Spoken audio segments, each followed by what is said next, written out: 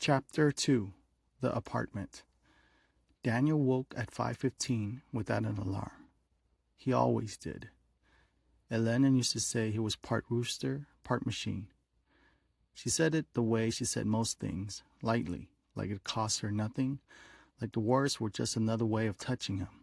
He used to pretend it annoyed him. For a moment, he lay still, staring at the ceiling. The apartment was quiet in the way apartments got quiet after a certain hour. Not peaceful, just empty. The kind of quiet that had texture to it. Weight.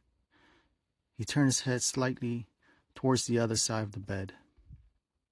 It was untouched, the pillow undisturbed, the comforter pulled smooth in a way that looked almost deliberate. He had never stopped sleeping on his side. It wasn't something he thought about anymore. It was just where he slept. He sat up. The bedroom was smaller than the house had been. That had been intentional. Too much space made everything louder. Every room had felt like it was waiting for something that wasn't coming back. Here, things were contained. Manageable. In the kitchen, he filled the kettle and set it on the burner. While it heated, he moved into the living room and lowered himself to the floor, working through his stretches the same way he had for 20 years. Hip flexors first, then hamstrings, then a slow rotation of the spine Elena had once called his old man yoga. He had been 43 when she said that. He had laughed then. He stretched in silence. The kettle clicked off. He stood, poured the water, and made 2 cups of coffee. He didn't catch himself doing it. That was the thing people didn't understand. There was no moment of realization, no pause where grief announced itself. His hands simply did what they had always done. Reached for the second mug, measured the sugar she took, set it on her side of the table where the morning light came in at an angle, and she always said it was too bright, but never moved her chair.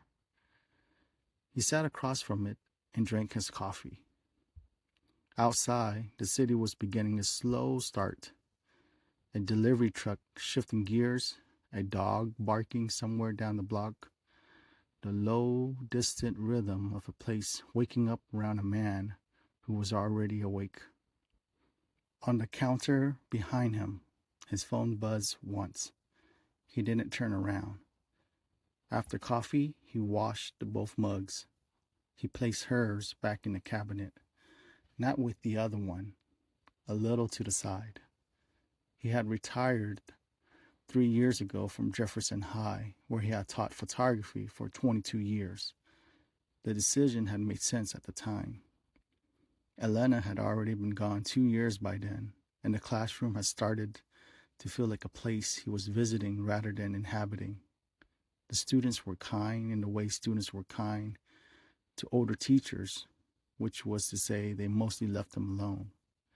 He graded their contact sheets with the same care he had always had. Said the same things about light and composition and patience. But something in it had gone flat. He missed the dark room. Not the teaching, the dark room. He ran the same route he always did, 3 miles out, 3 miles back.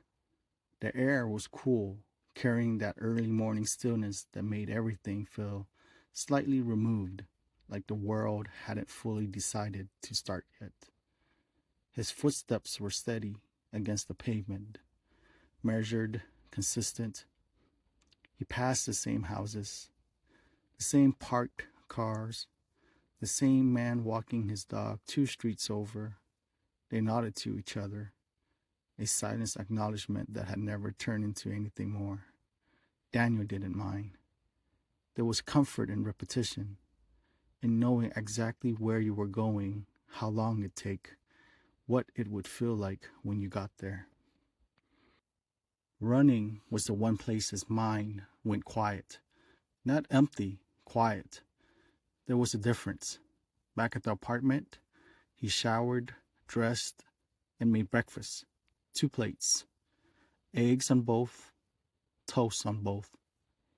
He sat down and ate from his.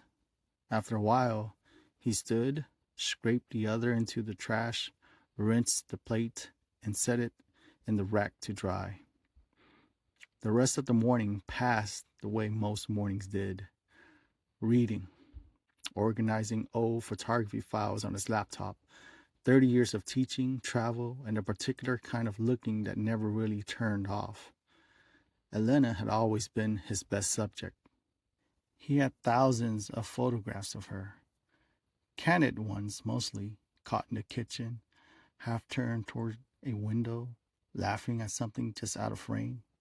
He rarely looked at them, not because they hurt exactly, because they were too accurate.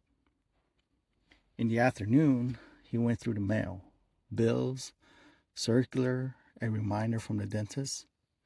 Near the bottom, printed on plain paper, was a flyer someone had slipped under the building's common board. Seeking mature male talent for artistic photography project. All body types welcome, competitive compensation, professionalism required. He read it once, then again.